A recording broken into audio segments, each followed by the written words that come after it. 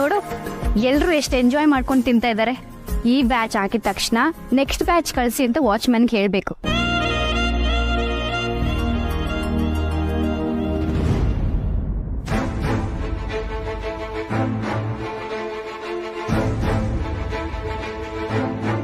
ಇವಳೇ ಸರಿ, ಅಭಿ ಫ್ಯಾನ್ಸಿ. ದುಡ್ಡು ಎಷ್ಟು ಕಲೆಕ್ಟ್ ಆಗ್ತಿದೆ, ನಾವು ಟ್ರಾನ್ಸ್ಪರೆಂಟ್ ಆಗಿದ್ದೀವ ಅಥವಾ ನಾವೇನಾದ್ರೂ ಮೋಸ ಮಾಡ್ತಿದ್ದೀವ ಅಂತ ನೋಡೋದಕ್ಕೆ ಅಭಿ ಕಡೆಯಿಂದ ಬಂದಿದ್ದಾಳೆ. ಹಾಯ್. So crowded. ನಾನ್ ದೀಪಿಕಾ ಅಂತ ಹೇಳಿ ಅವ್ರಿಗೆ ಎಕ್ಸ್ಪ್ಲೇನ್ ಮಾಡಿ ಬಿಡಿಸ್ಕೊಳ್ಳೋತ್ತಗೆ ಇಷ್ಟೊತ್ತಾಯ್ತು.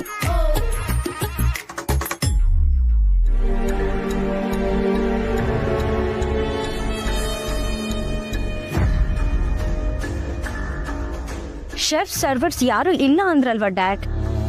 ಇನ್ ಹೋಗಿ ಅಲ್ಲಿ ನೋಡ್ಕೊಳ್ಳೋದು ಏನೂ ಇಲ್ಲ ಅಂದ್ರು. ಬಟ್ ಇಲ್ಲಿ ನಾವು ಅನ್ಕೊಂಡಾಗಿಲ್ವಲ್ಲ, ಇಲ್ಲಿ ರೆಗ್ಯುಲರ್ ಡೇಗಿಂತ ಜಾಸ್ತಿ ಕಸ್ಟಮರ್ಸ್ ಇದ್ದಾರೆ. ಯಾವುದಕ್ಕೂ ಡ್ಯಾಡ್ಗೆ ಇನ್ಫಾರ್ಮ್ ಮಾಡೋದು ಬೆಟರ್. ಸಾರಿ ಮ್ಯಾಮ್, ಇಲ್ಲಿ ವರ್ಕ್ ಮಾಡೋಕೆ ಬರೋರು ಯಾರು ಫೋನ್ ಯೂಸ್ ಮಾಡೋ ಹಾಗಿಲ್ಲ. ನಿಮಗೆ ಫೋಟೋಸ್ ಏನಾದರೂ ಬೇಕು ಅಂದರೆ ನಮ್ಮ ಪೇಜಲ್ಲಿ ಎಕ್ಸ್ಕ್ಲೂಸಿವ್ ಆಗಿ ರಿಲೀಸ್ ಮಾಡ್ತೀವಿ, ನೀವು ಅಲ್ಲಿಂದ ತಗೋಬೋದು. ವಾಟ್? ನಾನು ಯಾರು ಅಂತ ಗೊತ್ತಾ? ದೀಪಿಕಾ, ನಾನೇನು ಮಾಡೋ ಹಾಗಿಲ್ಲ. ನಮ್ಮ ಸೋಷಿಯಲ್ ಮೀಡಿಯಾನ ಇವರೇ ಹ್ಯಾಂಡಲ್ ಮಾಡ್ತಾ ಇರೋದು. ಹಾಗೆ ಇವತ್ತಿನ ಇವೆಂಟ್ ಮ್ಯಾನೇಜ್ಮೆಂಟ್ನ ಇವರೇ ನೋಡ್ಕೊಳ್ತಿರೋದು. ಹಾಗಾಗಿ ಇವ್ರೇನು ಹೇಳ್ತಾರೋ ನಾನಾಗಲಿ ನೀನಾಗಲಿ ಇಬ್ರು ಫಾಲೋ ಮಾಡಲೇಬೇಕಾಗತ್ತೆ. ಇಟ್ಸ್ ಓಕೆ, ಬಟ್ ಒಂದು ಕಾಲ್ ಮಾಡಿ ವಾಪಸ್ ಕೊಡ್ತೀನಿ. ಓಕೆ ತಾನೇ? ನಾಟ್ ಓಕೆ ಮೇಡಮ್, ಸಾರಿ.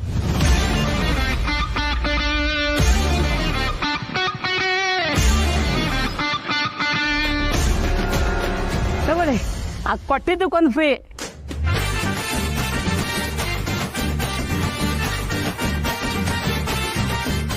ಯಾಕೆ ಹಾಗೆ ಮಾಡಿದೆ? ಇಷ್ಟಕ್ಕೆಲ್ಲ ಕಾರಣ ಅವ್ರ ತಂದೆ ಅಂದಮೇಲೆ ನಾವು ಕೇರ್ಫುಲ್ ಆಗಿರ್ಬೇಕಲ್ವಾ ಪೂರ್ಣಿ. ಈಗ ನಮ್ಮೆಲ್ಲರೂ ಶ್ರಮ ಫಲ ಕೊಡೋ ಸಮಯ ಬರ್ತಿದೆ. ಕೆಫೆಗೆ ಜನ ಬರ್ತಿದ್ದಾರೆ, ಎಲ್ಲ ಸರಾಗವಾಗಿ ನಡೀತಾ ಇದೆ. ಈ ವಿಷಯ ಅವ್ರ ತಂದೆ ಗೊತ್ತಾಗಿ ಅವ್ರು ಏನಾದ್ರೂ ಪ್ರಾಬ್ಲಮ್ ಕ್ರಿಯೇಟ್ ಮಾಡೋದಕ್ಕೆ ನೋಡಿದ್ರೆ ಅದಕ್ಕೆ ಹೀಗೆ ಮಾಡ್ದೆ. ಆದ್ರೂ ನೀನು ತುಂಬಾ ಸ್ಮಾರ್ಟ್ ಸಿರಿ. ಎಷ್ಟು ಬೋಲ್ಡ್ ಆಗಿ ನಾಟ್ ಓಕೆ ಅಂತ ಹೇಳ್ಬಿಟ್ಟೆ. ನಾನಾಗಿದ್ರೆ ಸಂಕೋಚ ಪಟ್ಕೊತಿದ್ದೆ. ಯಾರ ಜೊತೆ ಹೇಗಿರ್ಬೇಕೋ ಹಾಗೆ ಇರಬೇಕು ಪೂರ್ಣಿ. ಅದು ಕೆಲ್ಸ ಜಾಸ್ತಿ ತಾತ, ಅದಕ್ಕೆ ಫೋನ್ ಮಾಡೋಕ್ಕಾಗ್ಲಿಲ್ಲ. ತುಂಬಾ ಜನ ಬರ್ತಿದ್ದಾರೆ, ಆದ್ರೆ ಕೆಲಸ ಮಾಡೋಕೆ ಜನ ಕಡಿಮೆ ಅನ್ಸ್ತಿದೆ. ಆದ್ರೂ ಎಲ್ರೂ ಎಲ್ಲ ಕೆಲಸ ಮಾಡ್ಕೊಂಡು ಹೇಗೋ ಮ್ಯಾನೇಜ್ ಮಾಡ್ತಾ ಇದೀವಿ. ಹೌದಾ?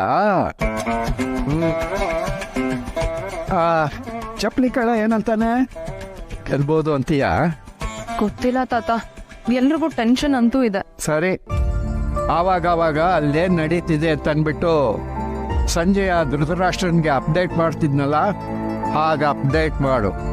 ಟ್ರೈ ಮಾಡ್ತೀನಿ ತಾತ, ಆದ್ರೆ ಫೋನ್ ಮಾಡೋಕ್ ಆಗ್ಲಿಲ್ಲ ಅಂದ್ರೆ ನೀವು ಕೋಪ ಮಾಡ್ಕೋಬಾರ್ದು.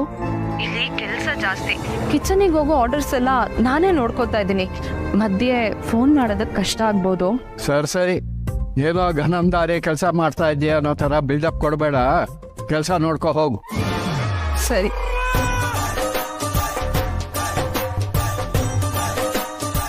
ಏನಂತಿದತ್ತಣ್ಣ? ಮನೆಗೆ ಬಂದ ಅಪಾಯನ ಹೊರಗಡೆ ಕಳಿಸಿದ್ದಾಯ್ತು. ಈಗ ಕೆಫೆಗೆ ಬಂದಿರೋ ಅಪಾಯಕ್ಕೆ ಏನ್ ಮಾಡಬೇಕು ಅಂತ ಯೋಚನೆ ಮಾಡಬೇಕು ಅಷ್ಟು. ಮಾಧವ್ ಅವ್ರ ಕೆಫೆ ಬಗ್ಗೆ ನೀನಿರ್ತಣ ಇಷ್ಟೆಲ್ಲ ತಲೆ ಕೆಡಿಸ್ಕೊತಾ ಇದೀಯಾ?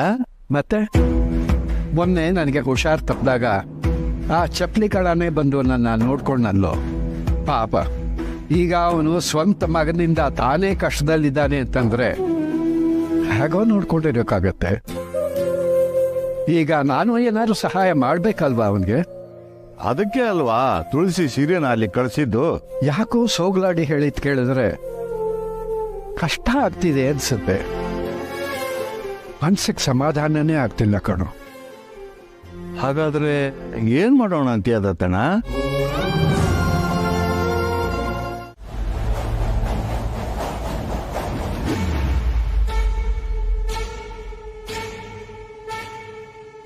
ಮ್ಯಾಗಿ, ಇದು ಮೋಟಿವೇಶನ್ಗೋಸ್ಕರ. ನಾನು ಇಲ್ಲಿ ಅಮೌಂಟ್ ಬರ್ದಿದ್ದೀನಲ್ಲ, ಇದು ರೀಚ್ ಆಗ್ತಿದ್ದ ಹಾಗೆ ಮಾರ್ಕರಲ್ಲಿ ಫಿಲ್ ಮಾಡಿಬಿಡು. ನಮ್ಮ ವರ್ಕರ್ಸ್ ಇದನ್ನೆಲ್ಲ ನೋಡಿದ್ರೆ ನಾವು ಟಾರ್ಗೆಟ್ ಅಲ್ಲಿ ಎಲ್ಲಿದ್ದೀವಿ ಅಂತ ಗೊತ್ತಾಗತ್ತೆ. Good idea madam. ಈಗ ಎಷ್ಟಾಗಿದೆ? ರೌಂಡ್ ಫಿಗರ್ ಹೇಳಿ ಸಾಕು. ಈಗ 50,000 ಆಗಿದೆ. ಓಕೆ.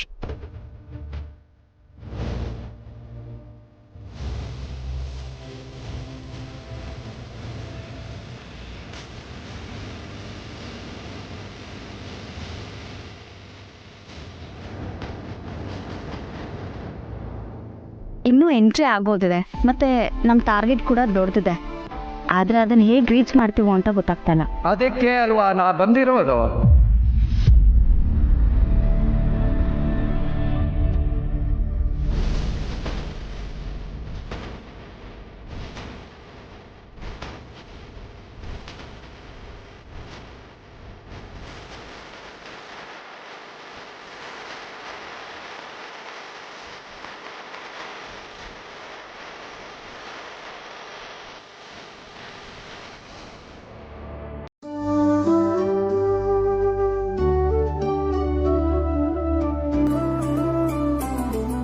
ಎಲ್ರಿಗೂ ಸುಸ್ತಾಗ್ತಾ ಇದೆ. ಇವ್ರ ಮನ್ಸಿಗೆ ಖುಷಿ ಕೊಡೋ ವಿಷಯ ಏನಾದರೂ ಹೇಳಿದ್ರೆ ಬಹುಶಃ ಮತ್ತೆ ಮೊದಲಷ್ಟೇ ಲವಲವಿಕೆಯಿಂದ ಕೆಲಸ ಮಾಡ್ತಾರೋ ಏನೋ. ಪದ್ಮವ್ರೆ, ಇದೆಲ್ಲ ಮುಗಿದ್ಮೇಲೆ ಮಾಧವ್ ಅವ್ರು ಸ್ವಲ್ಪ ಬಿಡುವಾದ್ಮೇಲೆ ಅವ್ರನ್ನ ಬಂದು ನೋಡೋಣ. ನಾವು ಮನೇಲಿ ಮಾಡೋ ಉತ್ಪನ್ನಗಳ ಬಗ್ಗೆ ಅವ್ರ ಹತ್ರ ಮಾತಾಡೋಣ. ತರಕಾರಿ ಮಾರ್ಕೆಟಲ್ಲಿ ತರಕಾರಿ ಮಾರೋ ಹೆಂಗ್ಸೊಬ್ರು ಉಪ್ಪಿನಕಾಯಿ ಮಾಡ್ತಾ ಇದ್ರು. ಆ ವಿಷಯ ಗೊತ್ತಾಗಿ ಮಾಧವ್ ಅವರು ಆ ಉಪ್ಪಿನಕಾಯಿನ ಕೆಫೆಲಿಟ್ಟು ಮಾರಾಟ ಮಾಡಿಕೊಟ್ರು. ಹಾಗೆ ನಾವು ನಮ್ಮ ಪುಡಿಗಳನ್ನೆಲ್ಲ ಇಲ್ಲಿಟ್ಟು ಮಾರಾಟ ಮಾಡಕ್ ಹೇಳೋಣ ಅಲ್ವಾ? ಕಷ್ಟಪಟ್ಟು ಕೆಲಸ ಮಾಡೋರು ಎಲ್ರಿಗೂ ಮಾಧವ್ ಅವ್ರು ತುಂಬಾ ಬೆಂಬಲ ಕೊಡ್ತಾರೆ. ಇಲ್ಲಿ ಜನ ಜಾಸ್ತಿ ಬರ್ತಾರಲ್ವಾ, ನಾವು ಮಾಧವ್ ಅವ್ರ ಹತ್ರ ಮಾತಾಡಿ ನೋಡೋಣ. ಬಂದವರಲ್ಲಿ ಕೆಲವರಾದ್ರೂ ಪುಡಿ ಕೊಂಡ್ಕೋತಾರಲ್ವಾ? ಪರವಾಗಿಲ್ಲ ಅಂಕಲ್, ನಮ್ಗೆ ನಿಮ್ ಹುಡುಗಿ ಇಷ್ಟ ಆಗಿದ್ದಾಳೆ. ಒಳ್ಳೆ ಸಂಸ್ಕಾರವಂತೆ ಅಂತ ನೋಡಿದ್ರೇನೆ ಗೊತ್ತಾಗ್ತಾ ಇದೆ. ಆದ್ರೆ ನನ್ ಮಗನ ಅಭಿಪ್ರಾಯನೂ ಕೇಳ್ಬೇಕಲ್ಲ. ಇಲ್ಲಿ ಎಲ್ರು ಇದ್ದಾರೆ, ಹೇಳಕ್ಕೆ ಮುಜುಗರ. ಆಮೇಲೆ ಅವನ್ನ ಕೇಳ್ಬಿಟ್ಟು ನಿಮಗ್ ತಿಳಿಸ್ತೀವಿ. ಖಂಡಿತವಾಗ್ಲೂ ಟೈಮ್ ತಗೊಂಡು ತಿಳಿಸಿ, ಏನು ಪರವಾಗಿಲ್ಲ. ಹಾಗೆ ನಿಮ್ ಹುಡುಗಿಗೂ ಇಷ್ಟನಾ ಅಂತ ವಿಚಾರಿಸ್ಕೊಳ್ಳಿ.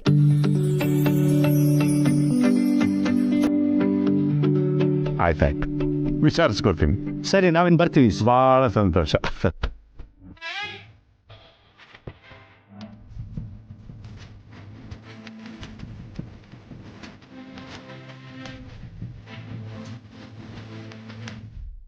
ಬಾಯ್.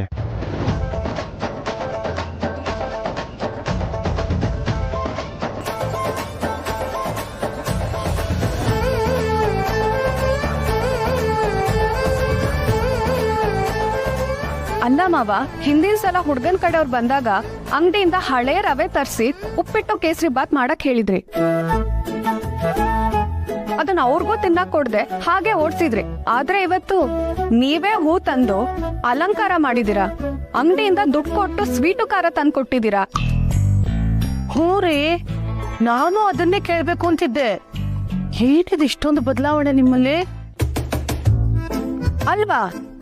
ನಿಜ ಹೇಳಿ ಮಾವ, ನಿಮ್ಗೇನಾದ್ರೂ ಲಾಟ್ರಿ ಗೀಟ್ರಿ ಹೊಡಿತಾ? ಅಲ್ಲ, ನೀವೆಲ್ಲ ನನ್ನನ್ನು ಏನ್ ಅನ್ಕೊಂಡ್ಬಿಟ್ಟಿದ್ದೀರಾ? ನಾನೇನ್ ರಾಕ್ಷಸನ?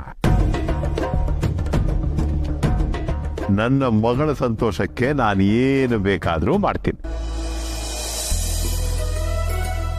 ಹೊಸ ಮುದ್ದು, ಅನಗತ್ಯವಾಗಿ ನೀನು ನನ್ನ ಮೇಲೆ ಅನುಮಾನ ಪಡಬೇಡ ಅಷ್ಟೇ. ಅಲ್ಲ ಮಾವ, ಮಗು, ನೀನ್ ಚೆನ್ನಾಗಿರ್ಬೇಕು.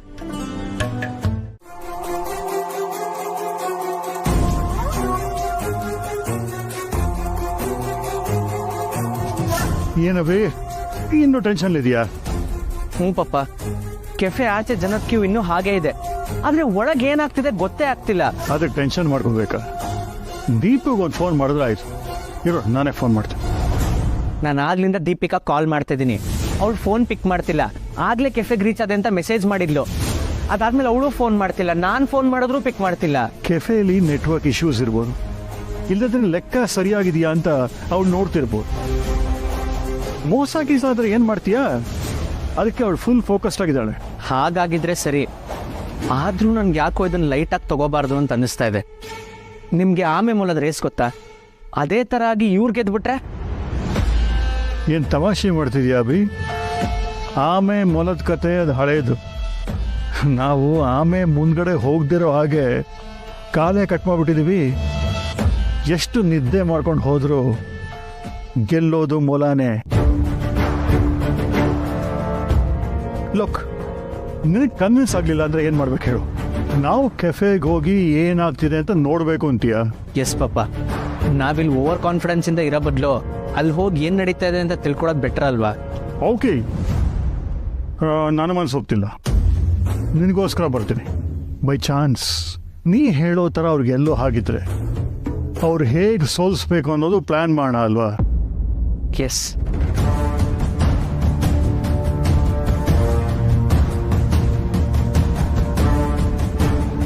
ಅರೆ, ದತ್ತ ಬಂದಿದ್ದಾರಾ? ನನ್ಗೆ ಗೊತ್ತೇ ಆಗ್ಲಿಲ್ವಲ್ಲ, ಎಲ್ಲಿದ್ದಾರೆ? ಬಿಲ್ ಕೌಂಟ್ರಲ್ ಮಾವ ಬಂದವರೇ ಬಿಲ್ಲಿಂಗ್ ಅಂತ ಕೂತ್ಬಿಟ್ರು. ಒಳ್ಳೆ ದತ್ತ. ಸರಿ, ಮಾತಾಡ್ಸೋಣ. ಸರ್,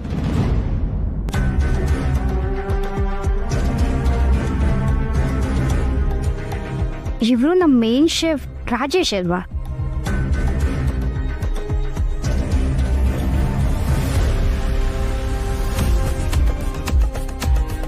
ಸರ್, ದುಡ್ಡಿನ ಆಸೆಗೆ ದೊಡ್ಡ ತಪ್ಪು ಮಾಡ್ಬಿಟ್ಟೆ ಸರ್. ದಯವಿಟ್ಟು ಕ್ಷಮಿಸಿ ಸರ್. ರಾಜೇಶ್, ಏನು ಹೇಳ್ತಿದ್ಯಾ? ಜನಾರ್ದನ್ ಅವರು ಕೈ ತುಂಬ ದುಡ್ಡು ಕೊಟ್ಟು 2 ದಿನ ಕಾಣಿಸ್ಕೊಂಬೇಡ, ಹಾಗೆ ಫೋನ್ ಕೂಡ ಸ್ವಿಚ್ ಆಫ್ ಮಾಡ್ಕೊಂಡು.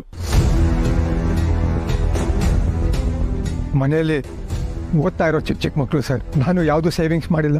ಅಷ್ಟೊಂದು ದುಡ್ಡು ನೋಡಿದ ತಕ್ಷಣ ಒಪ್ಕೊಂಬಿಟ್ಟೆ ಸರ್.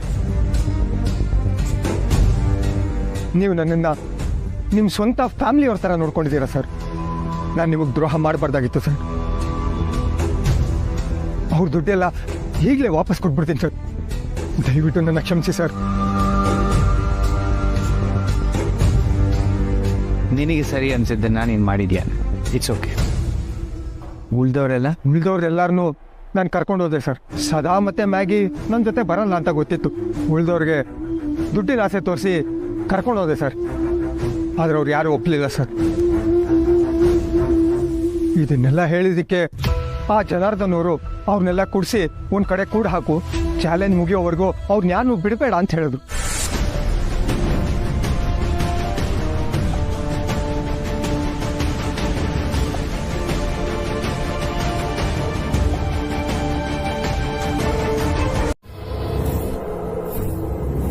ತುಳಸಿ ಅಂತೆ ತುಳಸಿ, ಅವಳು ಹಿಂದೆ ಬಿದ್ದು ಕೆಫೆಯಲ್ಲಿ ಏನ್ ನಡೀತಿದೆ ಅಂತಾನೂ ಗೊತ್ತಾಗ್ಲಿಲ್ಲ. ಹೋಗಿದ್ ಕೆಲ್ಸನಾದ್ರೂ ಆಯ್ತಾ? ಅವಮಾನ ಮಾಡಿಸ್ಕೊಂಡು ಬಂದಿದ್ದೆ ಆಯ್ತು. ಈ ಶಾರ್ವರಿಗೆ ಅವಮಾನ ಮಾಡ್ತಾರೆ ಅಂದ್ರೆ ಏನ್ ಅರ್ಥ? ಭಾವ ಮನೆಗೆ ಹೋಗಿ ಬರ್ತಾರೆ. ಅವ್ರಿಗೇನಾದ್ರೂ ವಿಷಯ ಗೊತ್ತಾಗಿ ಯಾಕೆ ಹೋಗಿದ್ದೆ ಅನ್ನೋ ಪ್ರಶ್ನೆ ಬರಬಾರ್ದು ಅಂತ ಒಂದು ಕಾರಣಕ್ಕೆ ಸೀನ್ ಕ್ರಿಯೇಟ್ ಮಾಡ್ದೆ ಬಂದಿದ್ದೆ. ಇಲ್ಲ ಅಂದ್ರೆ ನನಗ್ ಬರ್ತಿರೋ ಕೋಪದಲ್ಲಿ ಅವರನ್ನೆಲ್ಲ ನಡ್ಗಿಸ್ಬಿಡ್ತಿದ್ದೆ. ಈಡಿಯಟ್ಸ್. ಆ ಮುದುಕ ಅಂತೂ ದೊಡ್ಡ ಈಡಿಯಟ್. ಅಲ್ಲಿ ಇರೋರು ಎಲ್ರು ಈಡಿಯಟ್ಸ್. ಅಲ್ಲ ರೀ, ನಾನೇನ್ ಮಕ್ಕಳ ಕಳ್ಳಿ ತರ ಕಾಣ್ತೀನ? ಕಂಪ್ಯಾರಿಸನ್ಗೂ ಒಂದು ಮಿತಿ ಬೇಡವಾ? ನೋ, ಇನ್ ಯಾವತ್ತೂ ಆ ಮನೆ ಕಡೆ ನಾನು ತಲೆ ಹಾಕಲ್ಲ. ಆ ಮುದುಕ ಇನ್ನೇನ್ ರಂಪ ಮಾಡ್ತಾನೆ ಯಾರಿಗ್ ಗೊತ್ತು. ಹಾಗಂತ ಆ ತುಳಸಿ ಯಾರು ಅಂತ ನಾನು ತಿಳ್ಕೊಳ್ಳದೆ ಇರಲ್ಲ. ಎಷ್ಟು ಹಣ ಖರ್ಚಾದ್ರೂ ಪರವಾಗಿಲ್ಲ, ಅವಳು ಯಾರು ಅಂತ ಮೊದಲು ತಿಳ್ಕೊಳ್ತೀನಿ.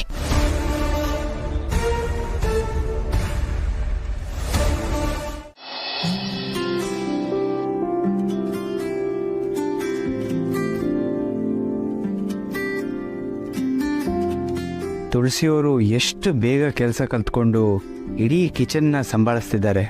ಗ್ರೇಟ್. ಹೆಲೋ. ನಿಮ್ಮನ್ನೆಲ್ಲ ನೋಡಿದ್ರೆ ಸುಸ್ತಾಗಿದೆ ಅನಿಸ್ತಿದೆ. ಸದಾ ಹತ್ರ ಶರ್ಬತ್ ಕಳ್ಸಕ್ಕೆ ಹೇಳಿದ್ದೆ, ಬಂತಾ? ಹಾ, ಬಂತು. ನಾವೆಲ್ಲರೂ ಕುಡಿದ್ವಿ. ಆದರೂ ಸ್ವಲ್ಪ ಹೊತ್ತು ಒಬ್ಬರಾದ್ಮೇಲೆ ಒಬ್ಬರು ರೆಸ್ಟ್ ಮಾಡಿ. ಕ್ರೌಡ್ ಕೂಡ ಸ್ವಲ್ಪ ಕಮ್ಮಿ ಇದೆ. ಸ್ವಲ್ಪ ಕೂತ್ಕೊಳ್ಳಿ. ಪದ್ಮ ಅವರೇ, ನೀವು ಕೂತ್ಕೊಳ್ಳಿ.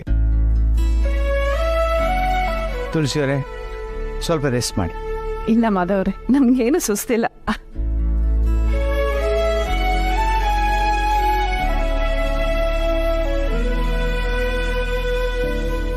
ಮಾವ, ಇದು ಲಾಸ್ಟ್ ಆರ್ಡರ್.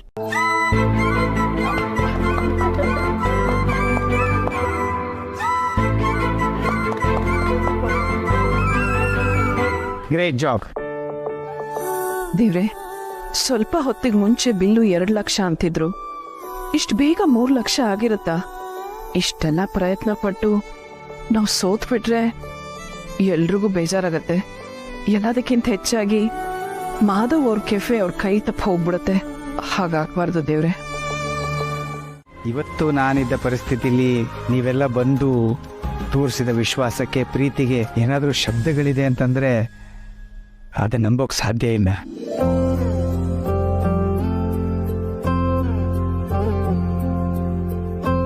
ಈ 3 ದಿನದಲ್ಲಿ ಆ ದೇವರು ಏನೇನೋ ಪಾಠ ಕಲಿಸ್ಬಿಟ್ಟ. ಹತ್ರದವರೇ ನಮಗೆ ನೋವು ಕೊಡ್ಬೋದು ಅಂತ ತೋರಿಸ್ಕೊಟ್ಟ. ಯಾರೋ ದೂರದವರು ನಮಗೆ ಹತ್ರ ಆಗ್ಬೋದು ಅಂತನೂ ತೋರಿಸ್ಕೊಟ್ಟ.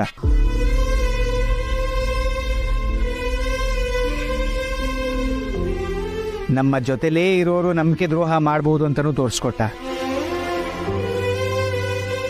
ನಮಗೆ ಗೊತ್ತೇ ಇಲ್ದಿರೋರು ಕೂಡ ಒಂದು ನಮ್ಮ ನಂಬಿಕೆ ಉಳಿಸ್ಬೋದು ಅಂತನೂ ತೋರಿಸ್ಕೊಟ್ಟ.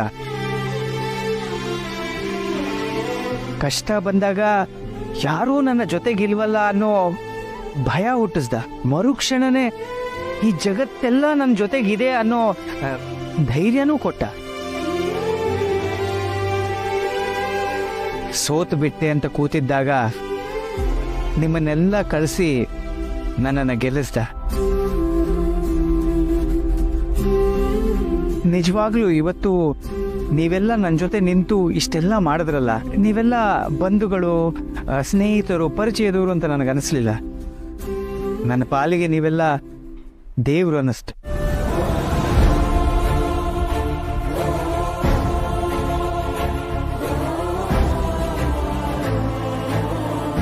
ನೀವೆಲ್ಲ ಜೊತೆಲಿದ್ರೆ ಇಂಥ ಎಷ್ಟೇ ಕಷ್ಟ ಬಂದರೂ ಎದುರಿಸಿ ನಿಲ್ತೀನಿ ಅನ್ನೋ ಧೈರ್ಯ ಬಂತು ನನಗೆ.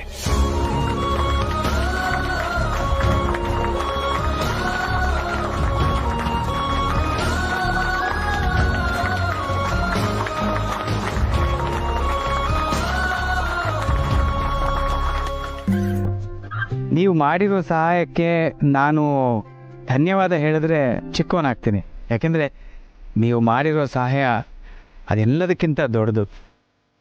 ಇವತ್ತು ಕಲೆಕ್ಟ್ ಆಗಿರೋ ಹಣ ಸಹಾಯ ಮಾಡಿದವರ ಎಲ್ಲರ ನಡುವೆ ಸಮಾನವಾಗಿ ಹಂಚಬೇಕು.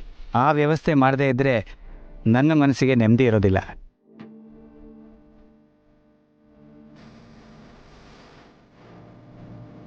ಎಷ್ಟು ದೊಡ್ಡ ಮನಸ್ಸು ಸರ್ ನಿಮ್ದು. ವಿಶ್ವಾಸ ಇಟ್ಟು ಬಂದಿರೋ ನಿಮ್ಗಳದ್ದು ದೊಡ್ಡ ಮನಸ್ಸು.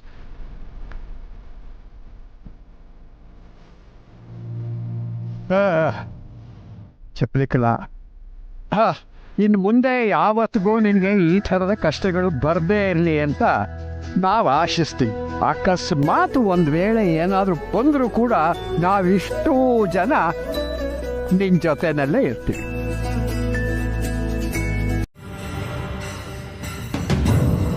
ಅಭಿ, ಯಾಕೆ ಬಾಗ್ಲ ಹಾಕಿದ್ದೆ? ಈಗ ಏನಾಯ್ತು ಅಂತ? ಏನಿದು? ಎಲ್ಲಿಗೆ ಹೋಗ್ತಿದ್ಯಾ? ನನಗೆ ಅವಮಾನ ಆಗದಿರೋ ಕಡೆ ಹೋಗ್ತಿದ್ದೀನಿ ಚಿಕ್ಕಮ್ಮ. ಅಂದ್ರೆ ಇಲ್ಲೇನು ಅವಮಾನ ಆಯ್ತು ನಿಂಗೆ? ಇನ್ನೇನಾಗಬೇಕಾಗಿದೆ ಚಿಕ್ಕಮ್ಮ? ಚಾಲೆಂಜ್ ಸೋಲ್ತೀನಿ ಅಂತ ಇಮ್ಯಾಜಿನ್ ಕೂಡ ಮಾಡ್ಕೊಂಡಿರಲಿಲ್ಲ. ಓವರ್ ಕಾನ್ಫಿಡೆನ್ಸಲ್ಲಿ ಸೋತ್ಬಿಟ್ಟೆ. ಈಗ ಇಡೀ ಮನೆಯವರು ನನ್ನ ನೋಡಿ ನಗ್ತಾ ಇರೋ ಹಾಗಿದೆ. ಮೊನ್ನೆಯವರು ಕೆಲ್ಸದವ್ರು ಎಲ್ರು ಇಲ್ಲಿದ್ದರೆ ನಂಗೆ ತಲೆ ಕೆಟ್ಟೋಗು ಚಿಕ್ಕಮ್ಮ. ಕೂತ್ಕೋ.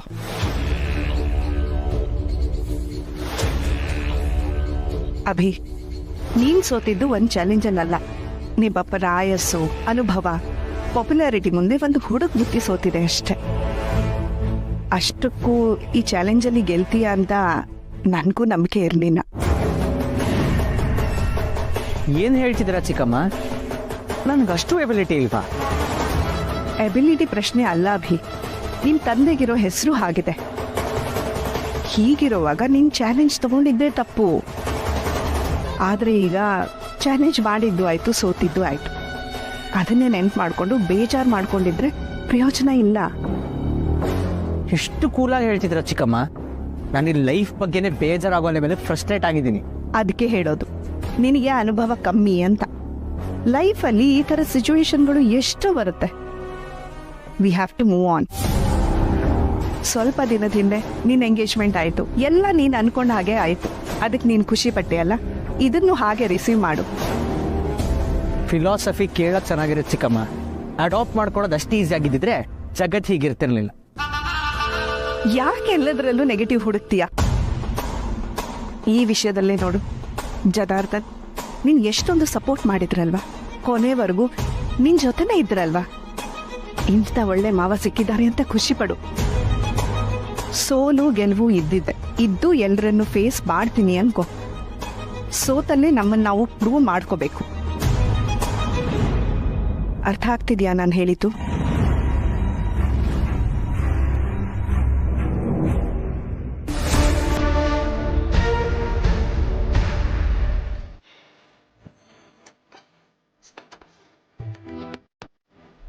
ಏನೋ ದೇವ್ರ ಹತ್ರ ಸ್ಪೆಷಲ್ ಅರಿಕೆ ಇತ್ತು? ಹಾಗೇನಿಲ್ಲ ಮಾವ, ನಿನ್ನೆ ಅಷ್ಟೆಲ್ಲ ಒಳ್ಳೇದಾಯ್ತಲ್ಲ, ಅದಕ್ಕೆ ಇವತ್ತು ಪೂರ್ತಿ ಪೂಜೆ ಮುಗಿಯೋರ್ಗೂ ಇಲ್ಲೇ ಇದ್ದು ಪೂಜೆನ ಕಣ್ತುಂಬಿಕೊಳ್ಳೋಣ ಅಂತ. ದೇವ್ರು ನಮ್ಮ ಕಡೆ ಇದ್ದಾನೆ, ಅದಕ್ಕೆ ಎಲ್ಲ ಆಯಿತು ಅನ್ನೋ ನಂಬಿಕೆ. ಒಳ್ಳೇದು.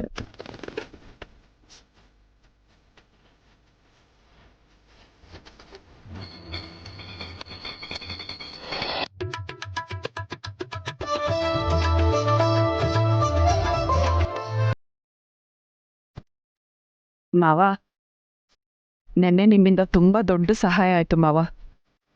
ನೀವು ನಮ್ಮನ್ನೆಲ್ಲ ಕೆಫೆಗೆ ಹೋಗಕ್ಕೆ ಹೇಳಿ ನೀವು ಅಲ್ಲಿಗೆ ಬಂದು ಲೆಕ್ಕ ನೋಡ್ಕೊಳ್ದೇ ಇದ್ದಿದ್ರೆ ಏನಾಗ್ತಿತ್ತೋ ಏನೋ. ನೀನೇ ಹೇಳಿದೆಯಲ್ಲ, ದೇವರು ನಮ್ಮ ಪರ ಇದ್ದ ಅಂತ. ಚಪ್ಪಲಿ ಕಳ್ಳ ಒಳ್ಳೆಯವನು, ಅದಕ್ಕೆ ದೇವರು ಅವನ ಪರ ನಮ್ಮ ಪರ ಇದ್ದ. ಆದರೆ ಎಲ್ಲರ ವಿಷಯದಲ್ಲೂ ಹಾಗೆ ಅಂತ ಹೇಳೋಕ್ಕಾಗಲ್ಲ ನೋಡು. ಈಗ ನಿನ್ನ ಮಗಳ ವಿಷಯನೇ ತಗೋ, ದೇವರು ಅಂಥ ಅವ್ರ ಪರ ಯಾವತ್ತಾದರೂ ಇರ್ತಾನ. ತಗೊಂಡ 3 ಲಕ್ಷಕ್ಕೆ ನಾವ ಹಾಕಿ ನೆನ್ನೆಗೆ 5 ದಿವಸ ಆಗೋಯ್ತು. ಅದ್ರ ಬಗ್ಗೆ ಮಾತಾಡಬೇಕು ಅನ್ನೋ ಸೌಜನ್ಯ ಅವಳಿಗಿಲ್ಲ. ಜಾಮೀನ್ದಾರಳು ನೀನು, ನಿನಗಾದರೂ ಆ ಯೋಚನೆ ಇರೋದು ಬೇಡವೇ? ಈಗ ಅವಳಿಗೆ ಫೋನ್ ಮಾಡಿ ತಕ್ಷಣ ದುಡ್ಡು ವಾಪಸ್ ತಂದು ಕೊಡೋದಕ್ಕೆ ಹೇಳು.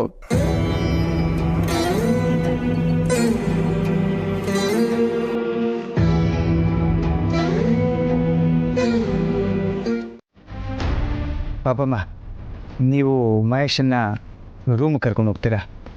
ಆಯ್ತಯ್ಯ.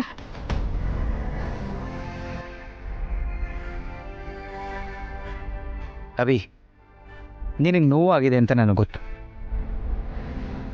ಆ ವಿಚಾರನ ಆಮೇಲೆ ನಾನು ನೀನು ಕೂತು ಮಾತಾಡೋಣ. ಈಗ ಎಲ್ಲರೂ ತಿಂಡಿ ತಿಂತಾ ಇದ್ದಾರಲ್ಲ, ನೀನು ಎಲ್ಲರ ಜೊತೆ ಕೂತ್ಕೊಂಡು ತಿಂಡಿ ತಿನ್ನು. ಓ, ಕೂತು ಮಾತಾಡೋದಾ? ಗ್ರೇಟ್. ನನ್ನ ಹೊಟ್ಟೆ ಉರ್ಸೋದು, ನೀವು ಮಾತ್ರ ಕೂಲಾಗಿ ಕೂತು ಮಾತಾಡೋದು.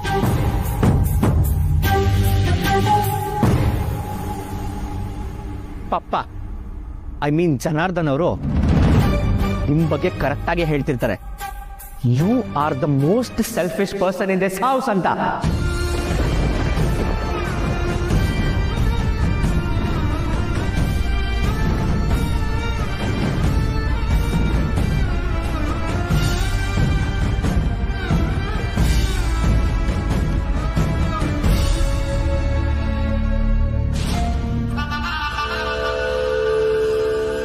Abhi, stop it.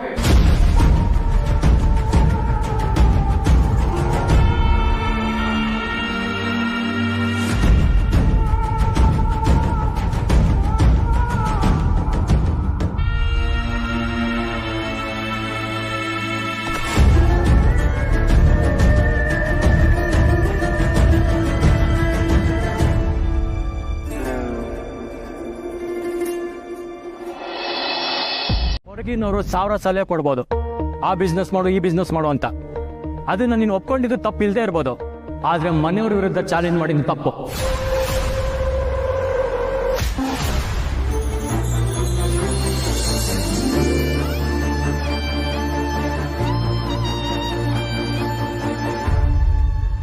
ಚಾಲೆಂಜ್ ಅಂತ ನೀನೇ ಮಾಡಿದ್ಮೇಲೆ ಸೋಲ್ಬೋದು ಅಂತಾನು ಯೋಚಿಸ್ಬೇಕಿತ್ತು. ಅದನ್ನ ಎಕ್ಸೆಪ್ಟ್ ಮಾಡಿಕೊಂಡು ಸುಮ್ಮನಿರ್ಬೇಕಿತ್ತು.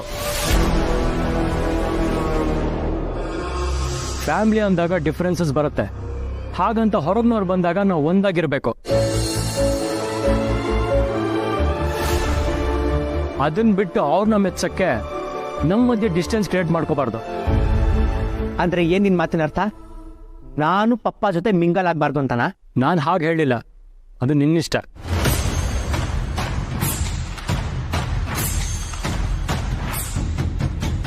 ಆದರೆ ಅವ್ರು ಎಲ್ಲಿರಬೇಕು ಅಲ್ಲೇ ಇರಬೇಕು. ನಮ್ಮ ಪರ್ಸ್ನಲ್ ಅಥವಾ ಪ್ರೊಫೆಷನಲ್ ವಿಷಯದಲ್ಲಿ ತಲೆ ಹಾಕೋಕೆ ಬರ್ದೇ ಇದ್ರೆ ಒಳ್ಳೇದು ಅಂದೆ. Wow, great bro. ನೀನ್ ಯಾವಾಗ ಇಷ್ಟೆಲ್ಲ ಚೇಂಜ್ ಆಗೋದೆ?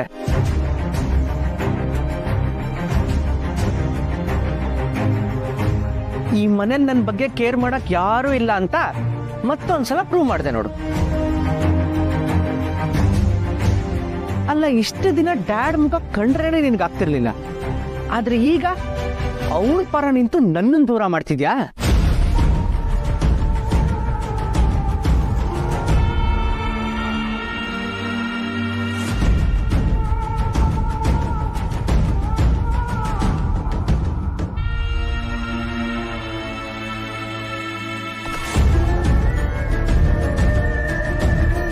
ಅಭಿ, ಯಾಕೋ ಚಿಕ್ಕ ಮಕ್ಕಳ ತರ ಏನೇನೋ ಮಾತಾಡ್ತಿದ್ಯಾ?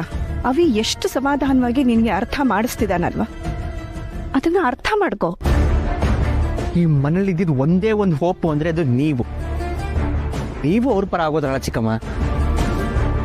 ಅಯ್ಯೋ, ಒಂದೇ ಮನೆ ನಮ್ದು, ಅವ್ರ ಪರ ಇವ್ರ ಪರ ಅಂತ ಯಾಕೆ ಪಾರ್ಟಿ ಮಾಡೋ ಹಾಗೆ ಹೇಳ್ತಿದ್ಯಾ? ಸಾರಿ ಚಿಕ್ಕಮ್ಮ, ನನಗೆ ಮತ್ತೆ ಇದ್ರ ಬಗ್ಗೆ ಮಾತಾಡಕ್ ಇಂಟ್ರೆಸ್ಟ್ ಇಲ್ಲ.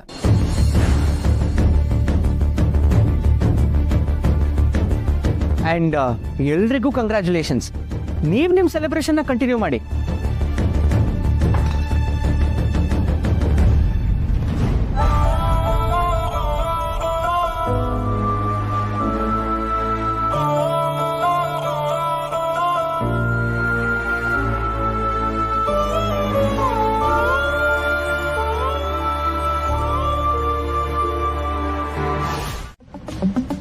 ಚೆನ್ನಾಗಿದ್ದೀರಾ? ನಾನೇ ಮಾಡ್ತೀನಿ ಅಂತ ಹೋದಾಗ ಚಾಲೆಂಜಲ್ಲಿ ಸೋಲ್ಸಿ ನನ್ನ ಡಿಸ್ಕರೇಜ್ ಮಾಡ್ತೀರಾ. ಈಗ ನೀವೇ ಬಂದು ಸಪೋರ್ಟ್ ಮಾಡ್ತೀನಿ ಅಂತಿದ್ದೀರಾ. ಒಂದು ವಿಚಾರ ನೆನ್ಪಿಟ್ಕೊಳ್ಳಿ, ನಾನು ಬಿಸ್ನೆಸ್ ಮಾಡಬೇಕು ಅಂತ ಹೋದ್ರೆ ನನಗೆ ಸಪೋರ್ಟ್ ಮಾಡೋದಕ್ಕೆ ನಮ್ಮ ಪಪ್ಪ, ಐ ಮೀನ್ ಜನಾರ್ದನ್ ಇದ್ದಾರೆ. ಅವರು ನಾನು ಗೆಲ್ಲದನ್ನ ನೋಡಕ್ ಬಯಸ್ತಾರೆ. ನಾನು ಸೋತೆ ಅಂತ ಸ್ವೀಟ್ ಮಾಡಿಸಿ ತಿನ್ನೋ ಮನ್ಸು ಅವ್ರಿಗಿಲ್ಲ. ಅಭಿ, ನೀನ್ ತಪ್ಪು ತಿಳ್ಕೊಂಡಿದ್ಯಾ. ನಾನು ಸರಿಯಾಗೇ ತಿಳ್ಕೊಂಡಿದ್ದೀನಿ. ಇಷ್ಟು ದಿನ ನಾನು ಅವಿಬ್ರು ಚೆನ್ನಾಗಿದ್ವಿ, ಆದ್ರೆ ನಿಮ್ಮ ಇಂಟೆನ್ಷನ್ನು ನಮ್ಮಿಬ್ರ ಮಧ್ಯೆ ತಂದಿಡೋದು ಅನ್ನೋದು ಗೊತ್ತಾಗ್ತಿದೆ. ಎಲ್ಲ ನೀವು ಅನ್ಕೊಂಡ ಹಾಗೆ ಆಗ್ತಿದೆಯಲ್ಲ. So enjoy, now you can leave. ಹಾ, ಇನ್ನೊಂದು ವಿಚಾರ, ನೆಕ್ಸ್ಟ್ ಟೈಮ್ ನಾನು ರೂಮಿಗೆ ಬರ್ಬೇಕಾರೆ ಡೋರ್ ನಾಕ್ ಮಾಡ್ಕೊಂಡ್ ಬನ್ನಿ.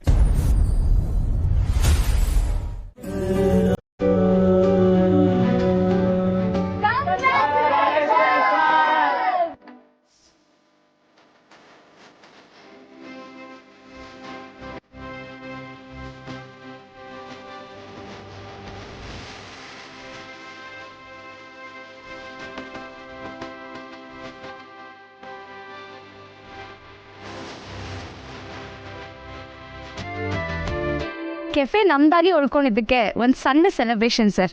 ನಿಮಗೆ ಸರ್ಪ್ರೈಸ್ ಕೊಡಬೇಕು ಅಂತ ಹೀಗೆ ಮಾಡಿದ್ವಿ. ನೋಡಿ, ನಮ್ಮ ಸ್ಟಾಫ್ಸ್ ಎಲ್ಲ ವಾಪಸ್ ಬಂದಿದ್ದಾರೆ. ಹೌದಲ್ಲ ವಿಕ್ರಮ್, ದಾದಾಪೀರ್, ಸಾಗರ್, ಕೃಷ್ಣ, ಹೇಗಿದ್ರು ಎಲ್ಲ? ಕ್ಷಮಿಸಿ ಸರ್, ನಮ್ಗೆ ಗೊತ್ತಿದ್ದಾನೆ ನಮ್ಮನ್ನು ಕೂಡ ಹಾಕಿದ್ರು. ತಪ್ಪಿಸ್ಕೊಂಬರೋಕ್ಕೆ ತುಂಬ ಪ್ರಯತ್ನ ಪಟ್ವಿ, ಆಗಲಿಲ್ಲ ಸರ್. ಅಂತ ಮುಖ್ಯವಾದ ಸಮಯದಲ್ಲಿ ನಿಮ್ಮ ಜೊತೆ ನಾವು ಇರೋಕ್ಕಾಗಿಲ್ಲ ಸರ್. ಪರವಾಗಿಲ್ಲ ಬಿಡಿ, ಇದರಲ್ಲಿ ನಿಮ್ದೇನು ತಪ್ಪಿಲ್ವಲ್ಲ. ಮತ್ತೆ ಮೊದಲಿನ ಥರ ಎಲ್ಲ ಖುಷಿಯಿಂದ ಕೆಲಸ ಮಾಡಿ ಅಷ್ಟೆ.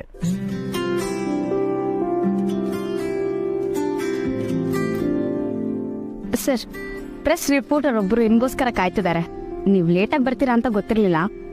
ಗಾಡಿ ಕೆಟ್ಟೋಯ್ತು ಮ್ಯಾಗಿ. ಮತ್ತೆ ಸ್ಟಾರ್ಟ್ ಮಾಡ್ಕೊಂಡು ಬರೋಷ್ಟೊತ್ತಿಗೆ ಲೇಟ್ ಆಯಿತು.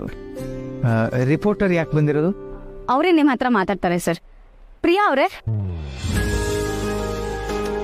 ನಮಸ್ಕಾರ ಮಾಧವ್ ಸರ್. ನಾನ್ ಪ್ರಿಯಾ ಅಂತ, ಲೋಕವಾಣಿ ಪತ್ರಿಕೆಯಿಂದ ಬಂದಿರೋದು. ಆಹಾರ ಮೇಳದ ಸಕ್ಸಸ್ ಬಗ್ಗೆ ನಿಮ್ಮನ್ನ ಸಣ್ಣ ಇಂಟರ್ವ್ಯೂ ಮಾಡೋಣ ಅಂತ. ಓ ಶೋರ್. ಇದರಿಂದ ಮತ್ತಷ್ಟು ಜನಕ್ಕೆ ಸ್ಫೂರ್ತಿ ಸಿಗೋದಾದರೆ ಖಂಡಿತ. ಆಹಾರ ಮೇಳದ ವಿಡಿಯೋಸ್, ಜನನ ಸೆಳೆಯೋದಕ್ಕೆ ನೀವು ಮಾಡಿದ ಸ್ಟ್ರಾಟಜಿ, ಆನ್ಲೈನ್ ಪೋಸ್ಟ್ಗಳು ಇವೆಲ್ಲ ಸೋಷಿಯಲ್ ಮೀಡಿಯಾದಲ್ಲಿ ತುಂಬಾ ವೈರಲ್ ಆಗಿದೆ ಮಾಧವ್ ಸರ್. ಇಷ್ಟು ಕಡಿಮೆ ಟೈಮಲ್ಲಿ ಈವೆಂಟ್ನ ಸಕ್ಸಸ್ಫುಲ್ ಮಾಡಿರೋದು ಬೇರೆ ಉದ್ಯಮಿಗಳಿಗೆ ಸ್ಫೂರ್ತಿ. ನಿಮ್ ಬಿಡುವಿನ ಸಮಯ ಹೇಳಿದ್ರೆ ನಾನು ಅಷ್ಟೊತ್ತು ವೆಯ್ಟ್ ಮಾಡ್ತೀನಿ ಸರ್. ಜೊತೆಗೆ ನಮ್ಮ ಫೋಟೋಗ್ರಾಫರು ಇದ್ದಾರೆ, ಅವ್ರು ಒಂದಷ್ಟು ಫೋಟೋಸ್ ತಗೊಳ್ತಾರೆ. ಖಂಡಿತ. ಒಂದು 10-15 ನಿಮಿಷ ತಾನೆ, ಈಗಲೇ ಮಾತಾಡೋಣ.